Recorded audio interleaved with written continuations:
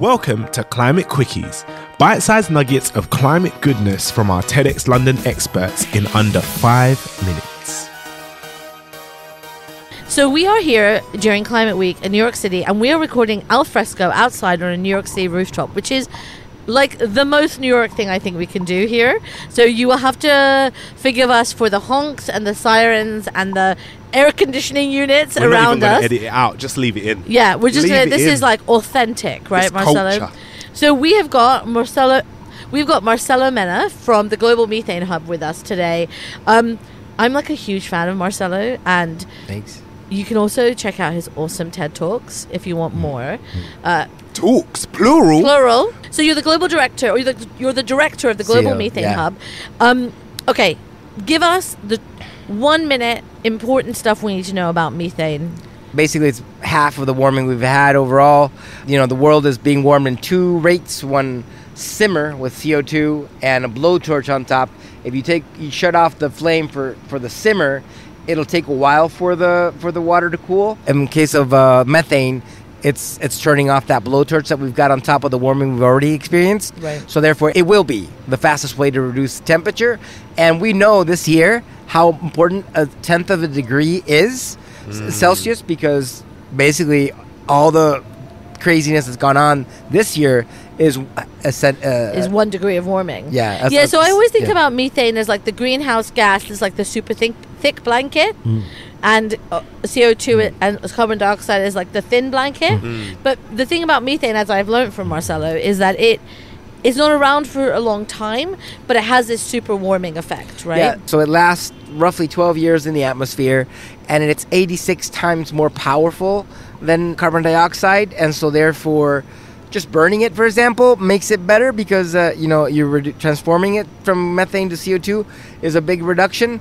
And so since it's short-lived, if we shut off those emissions, its warming effect will disappear soon after. Okay. But the other challenge, though, is that most of it is coming from developing countries. So 60% of emissions are from the industrialized nations.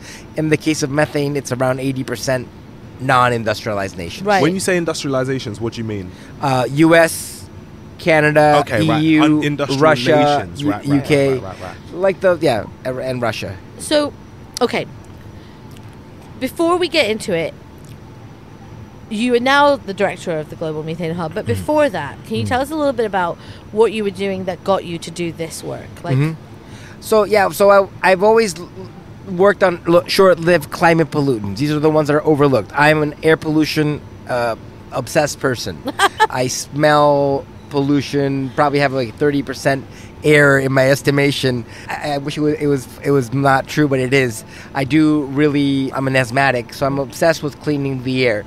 But then I started hearing that many of these pollutants, you reduce them and you have climate benefits. So black carbon is one of those. It's the soot that comes out of diesel, wood. It's what makes the pollution black, right? And methane. And so therefore, I always had an obsession to also address agricultural sector, because the agricultural sector always gets a little bit of a free pass in terms of environment. I got my PhD at Iowa, so therefore, you'd smell bad smell, and they'd say smells like money, and it's Right, that's interesting.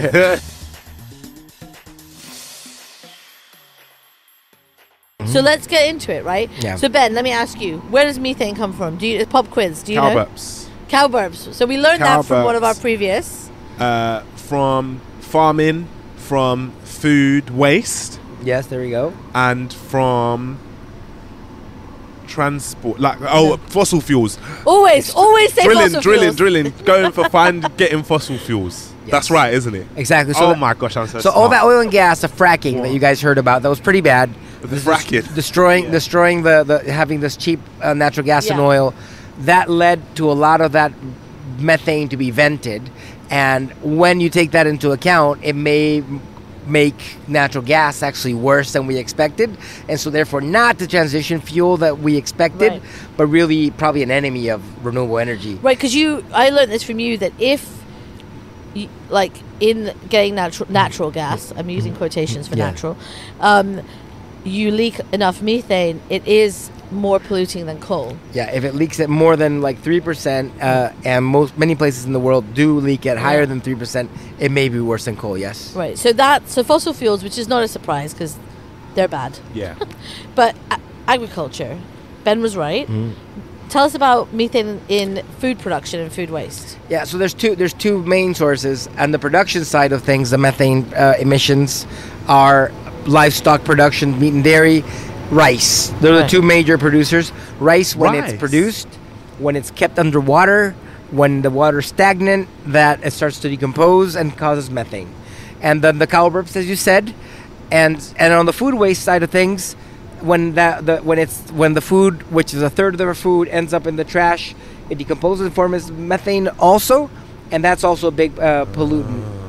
So 60% of methane emissions are the food system, but also food waste, if you take into account the methane, plus what you spent in energy and resources to make that food, half of the food system's emissions are from food that nobody ever eats.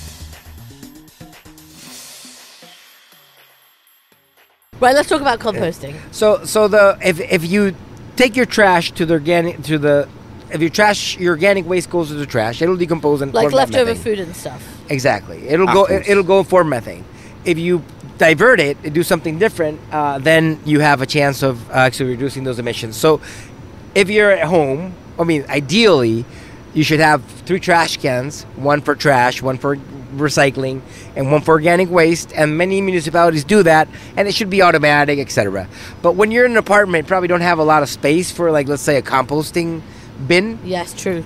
And so then therefore there's these like home composters, Food Cycler, Lumi, multiple ones. What they do is they heat up the humidity goes away, so then the chance of it spoiling anaerobically goes down substantially. They grind it up, and then you have this sort of inert compound that you could use to fill your soil, or throw it out in the trash too, but with less chance of methane being generated. I love it because I have massive guilt about not being able to. Because I live in an apartment building, I don't want to have like a bin where things can start growing and being weird and all of that. It's just the flies for me. That I don't know where they come from, but they're always around. No, but these things are sealed, right? They are sealed, so the flies go away. So the Thanks for listening to this Quickie. This episode was created by our superstar podcast team at TEDxLondon. Until next time, Stay curious.